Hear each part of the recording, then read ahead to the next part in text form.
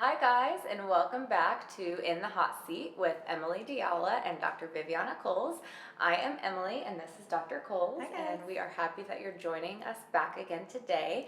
So right now we are in the third episode on our series on relationship dynamics. So far we have covered power and control, love and chemistry, and today we're going to talk about codependency because Dun, dun, dun. yeah, I know. It's that buzzword you hear a lot, but what does it really mean? What are all those books on the self-help aisle? What are they talking about? Exactly. So we're going to talk about that today. And in case you missed the other topics, if you're interested, just go back to our YouTube page and you can scroll back and definitely rewatch them. And Comment.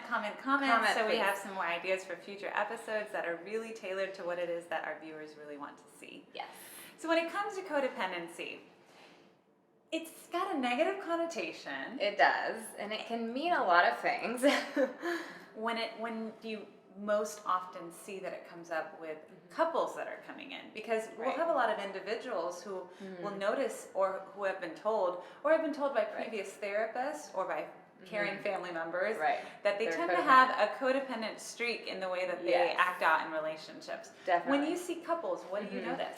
I think when someone is struggling with low self-esteem, sometimes I'll start exploring for codependency a little bit. A definition of codependency that I like a lot was taught to me by one of my early mentors, Barbara Levinson. And the definition that she used was when you consistently and voluntarily put the needs, and a lot of times emotional needs, of other people's over your own, which over time builds up your anger and resentment and drops your self-esteem. So I think that's Sounds pretty complicated. Accurate. It is. It is. Sounds complicated, but if you really think about it, that is something that you can see play out over time and patterns of the way that you are in relationships. It is very cyclical, isn't it? And it's not always about romantic relationships, right? We can do this with family members, with coworkers, with our children, and sometimes it's applauded because, especially when it comes to the needs of your children, So you're generous, and you're you're such a. But for other women times, especially. it's past being a people pleaser. Right. People who are experiencing codependency and in relationships, they're not just people pleasers. It's people pleasers to the max. Exactly. It's really starting to get rid of your own individual needs as important. It's like I'm so focused on taking care of everyone else that I don't even know who I am anymore. Right.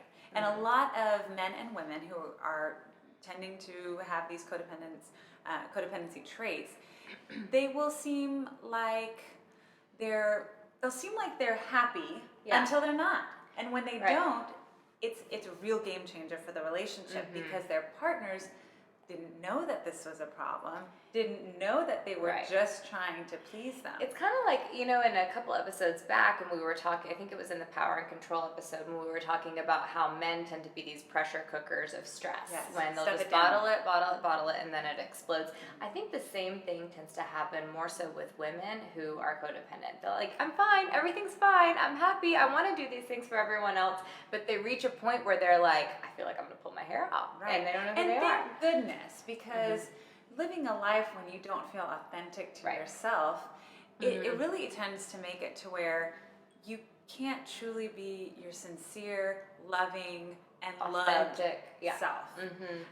One of the things that I tend to work with people who are experiencing this is trying to help them first identify who they are. Right. Because you can't go after what it is that you want unless you really know who you are and what you want. Yes. And a lot of times they haven't ever even thought about these things. I think especially for, if you look at some of the Generation Xers who, married their high school sweetheart and, what they being kind of the marriage and family therapy experts now, they are saying, that this day and age, especially for millennials, don't even think about getting married until you're at least 25 years old because you don't know who you are until you're that age. And that's not to say that you have no clue and you're immature, but there's so much life experience that you can have by the time that you're 20. And that doesn't mean that we're talking about everyone. Obviously, everybody has different upbringings and different levels of, of childhood and things like that. But as you age and as you grow older and have more experiences, with relationships, you get to find out what it is that you really want, what it is that you don't want is very important to know. Yes, being able to identify both, I would agree.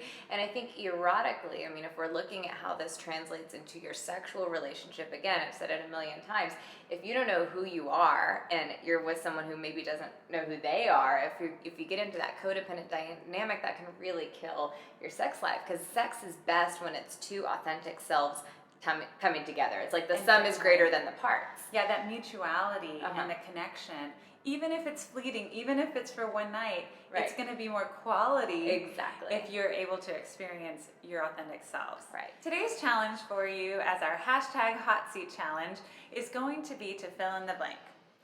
I feel like my personality most shines through when I ... So go ahead and fill that out, put it into the comments section, and we'll share those in future episodes. Thanks for joining us, guys. Bye-bye.